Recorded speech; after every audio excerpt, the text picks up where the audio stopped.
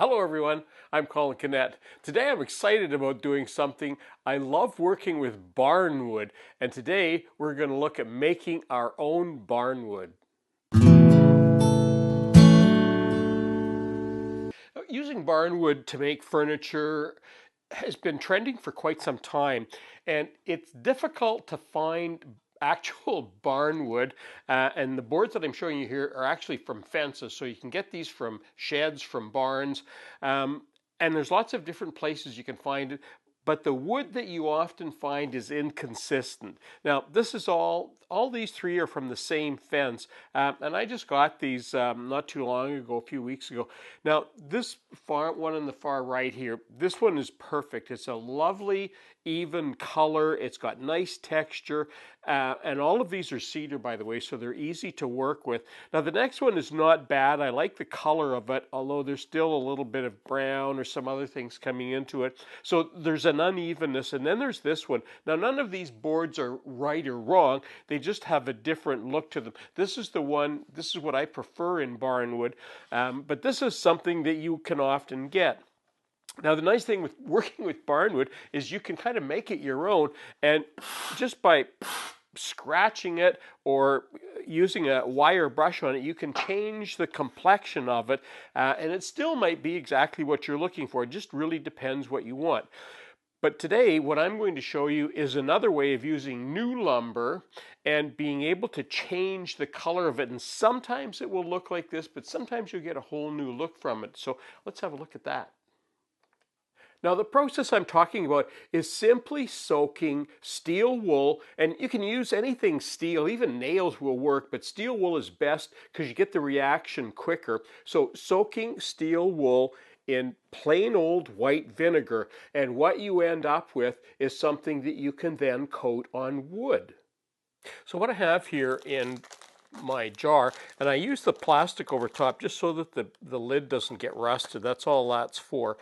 So that's vinegar with steel wool in the bottom. And all I did was put steel wool in a jar and then just pour on white vinegar, and I've left it sit overnight.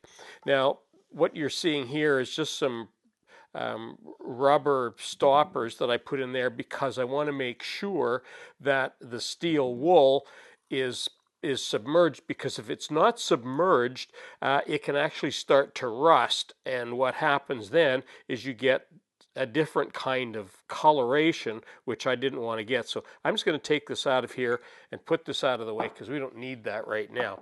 So there's my mixture right there, and that's 24 hours of soaking. Now what I'm showing you here, and I'm going to put this white against it so you'll see that a little bit better. See that coloration there? This is one that I did a few days ago, and you can see that this is actually oxidized already.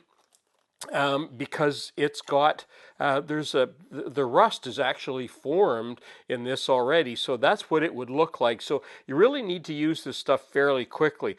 So what I'm going to do, I've got some wood labeled, and in an ideal world I would go and filter this out through a coffee filter or something, just to get any little bits of steel in there. But right now I'm not going to worry about it because we're just doing kind of a test today. And then we'll use a little bit of this, and I'll show you the difference of what that looks like. Okay, you can see all the different kinds of woods that I'm going to be testing on here for you, just so you can see. And I've got them labeled at the top. Now, what happens here is the vinegar and the steel wool mixture reacts with the tannin.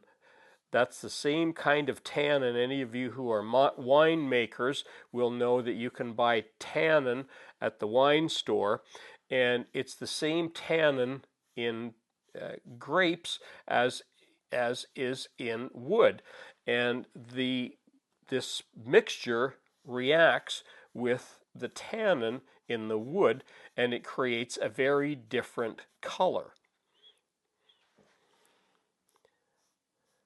Now I'm going to be letting this sit for about 10 minutes, and when we come back, you'll be able to see the results of that. Well, that's been a few minutes, and all of this is dried, and I'm amazed at the variety of colors that you get from the alder here, which is a beautiful gray. The fir has given sort of a darker gray, and when we get to the oaks, they're actually there's a blue tint to them. I'm not sure if you'll be able to see that on video. And then the cedar at the end here is another variation of a dark gray. Now, what I'm going to do, normally I wouldn't use this that's well, I think it's 3 or 4 days old now. It's an earlier experiment, but I'm going to try it anyway and just see what it looks like, and that way we'll know whether it's worth using or not. I have a suspicion, because there's so much oxidization, that it might give a lighter coloration, and also some of the rust might affect the color of the wood too, but it'll be interesting to see. So I'm going to go ahead and coat all of these, and we'll let those dry, and then when we come back we'll be able to compare the two varieties. Well, and there's the second strip, and you know what? You might not even be able to pick it up on video here because it's very minor, but all of these lower ones are just ever so slightly milder or less intense. But as I say, it's minimal, and you might not even be able to see it on video. Typically, I would not have used this in the past, but it appears that it actually stays somewhat fresh for a while, but you know what? The cost of mixing it up new and using it in 24 hours is pretty inexpensive. So it's a very interesting way to colorize wood and get some very interesting effects on it. And depending on the wood that you use, you'll really need to test it ahead of time to see exactly what it is you're going to get. Well, that concludes my video on colorizing your own wood, and I'll put some better quality pictures on Woodwork Web so you'll be able to see those a little bit better detail than here on the video. And you know, this isn't a new process. This has been around for decades. It's been many, many years since the last time I did this. So it's nice to revisit this and do some experimenting, because it's another process that I'm going to use again. I'm Colin Canet for Woodwork Web. Thanks for watching.